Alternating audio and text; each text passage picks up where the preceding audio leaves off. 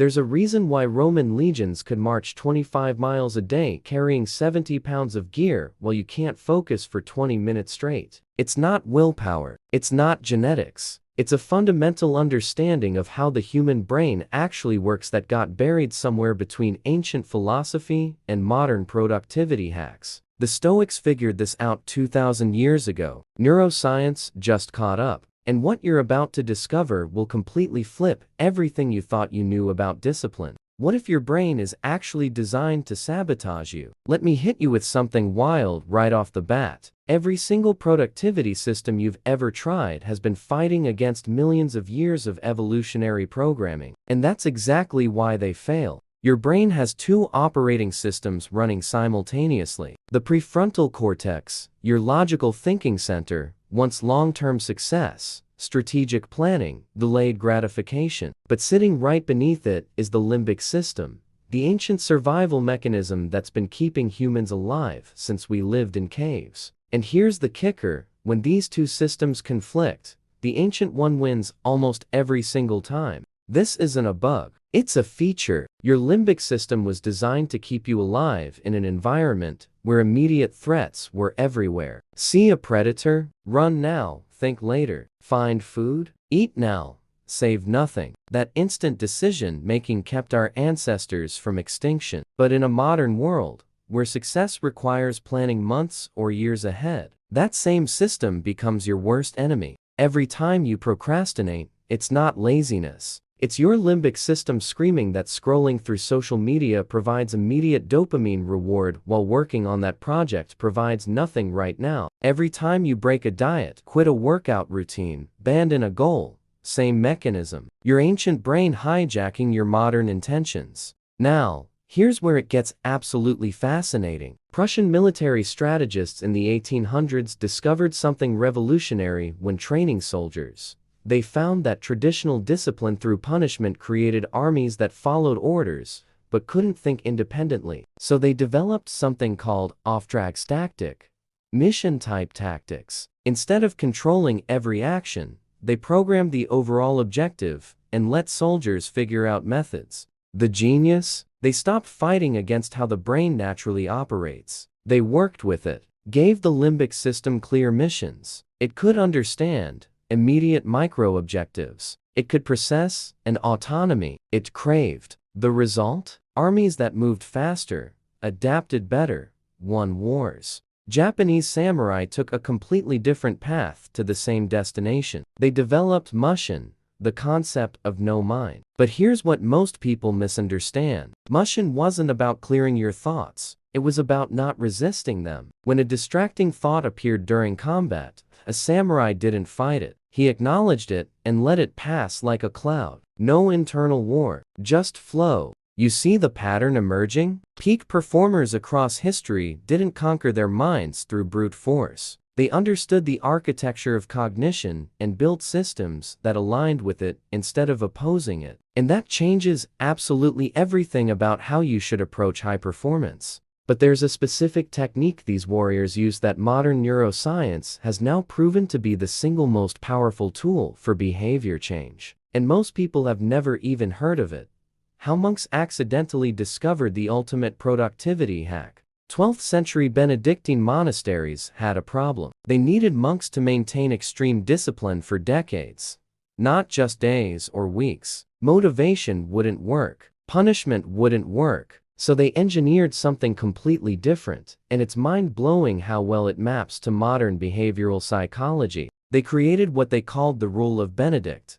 Not rules in the sense of laws. Rules as in algorithms. Precise schedules for every hour of every day. Wake at specific time. Pray at specific intervals. Work at designated periods. Eat, study, rest. All programmed down to the minute.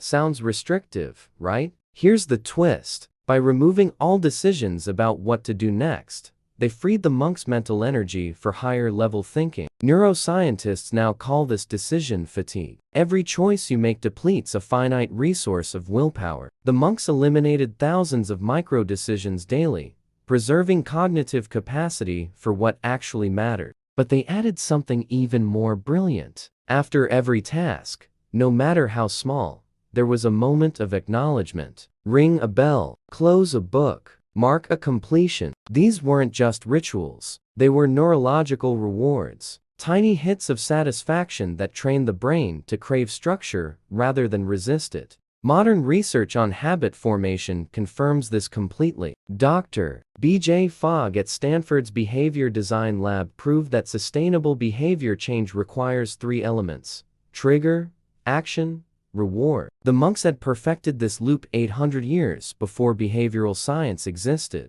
Navy SEALs use the exact same principle today. They break impossible missions into tiny, achievable segments. Swim 5 more strokes. Run 1 more mile. Get through the next 60 seconds. Not because they lack big picture thinking, because the limbic system can't process mission success 6 months away. It needs wins right now. Here's what's absolutely crucial to understand. These systems work because they exploit a fundamental truth about human neurology. Your brain is constantly predicting the future based on past patterns and adjusting behavior to match predictions. When you repeatedly experience micro-rewards from structure, your brain predicts that structure will continue providing rewards, so it starts craving structure automatically. You're literally programming an algorithm. Feed it data that structure equals satisfaction, repeat enough times, and the algorithm optimizes for structure without conscious effort. That's not discipline, that's automation.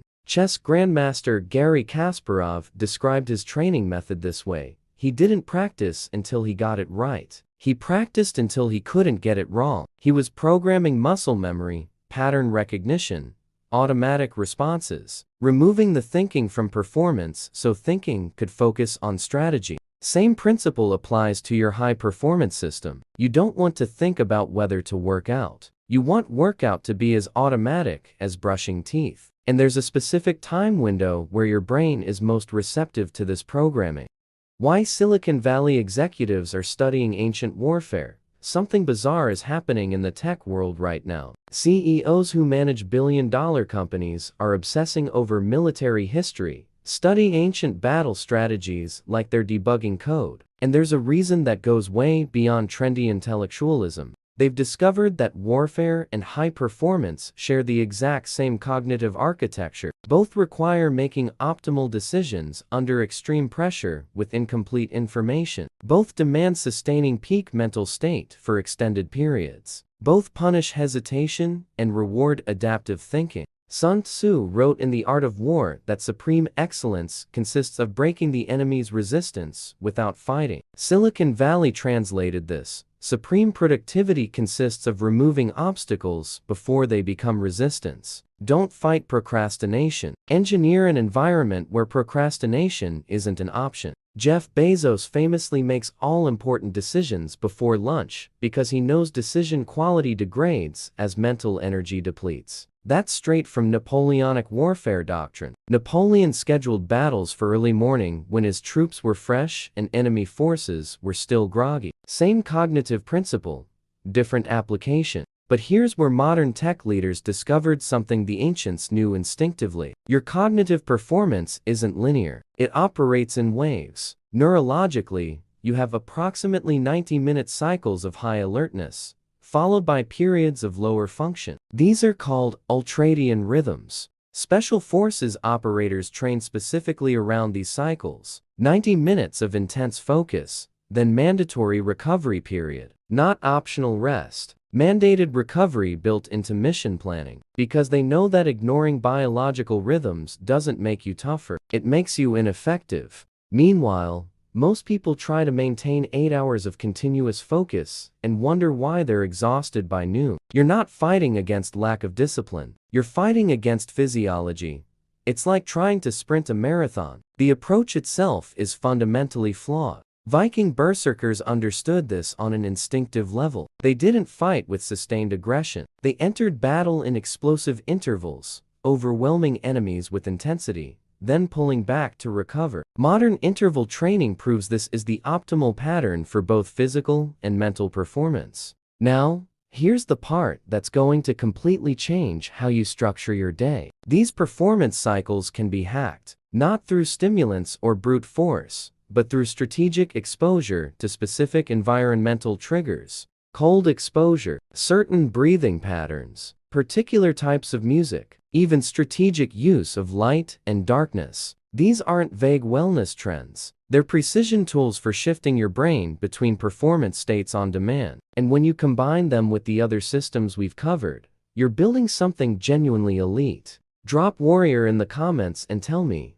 what's one environmental change you could make today that would eliminate your biggest distraction? And if you're getting value from this, smash that like button. You're part of an expedition here, and we're just getting to the really good stuff.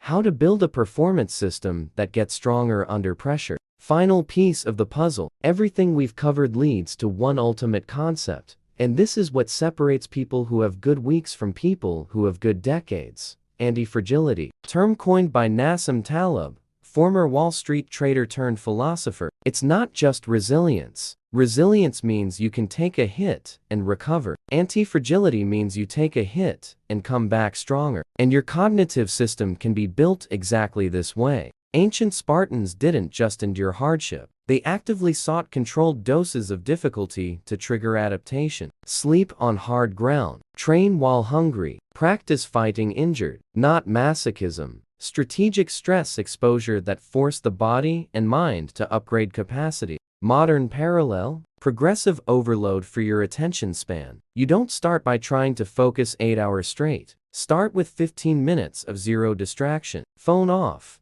Internet blocked. Single task. Next day, 20 minutes. Week later, 30. You're not fighting distraction. You're building attention capacity through graduated exposure. Your brain responds to this exactly like muscle responds to progressive weight training. Stress, recover, adapt, grow. But here's the critical addition that most systems miss. Elite military units don't just train for success. They train extensively for failure. Red team exercises where they actively try to break their own systems. Identify weak points before enemies do. British SAS has a saying, train hard, fight easy. Not because fighting becomes easy, because you've already survived worse in training. Your high-performance system needs the same architecture. Don't just plan perfect conditions. Plan for chaos. What happens when you travel? When you're sick? When life explodes unexpectedly? You need protocols for degraded conditions, not just optimal ones.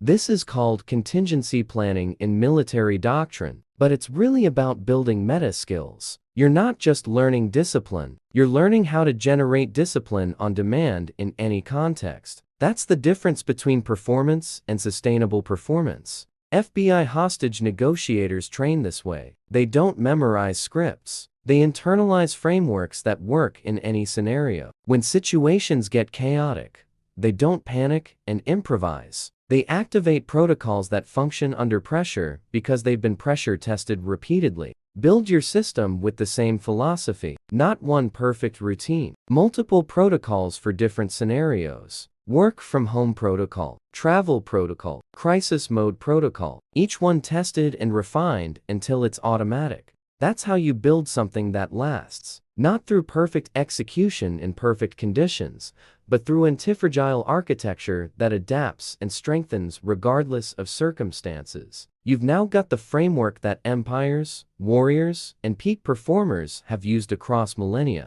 Write antifragile in the comments and tell me, what's the chaotic scenario you need a protocol for most? Hit that like button, subscribe if you haven't already, and share this with someone who's tired of productivity systems that collapse under real-world pressure. See you in the next expedition. This content is for educational and informational purposes only. The techniques presented are based on historical research and scientific studies, but individual results may vary. Consult qualified professionals for specific mental health or personal development concerns.